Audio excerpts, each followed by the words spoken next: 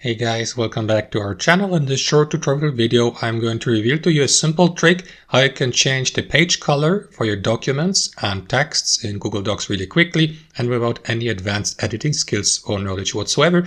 So drop a like and now let us dive into this. So as you can see, I'm on that example document here on Google Docs, and currently the background is simply white. So I would like to change it, for example, let's say to blue or green or red. To do that, simply click on File in the top left corner and select Page Setup from the drop-down menu here at the bottom.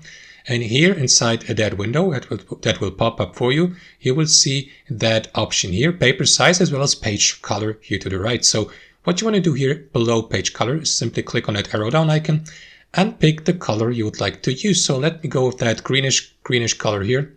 Let me click on it. After that, confirm by clicking on OK here.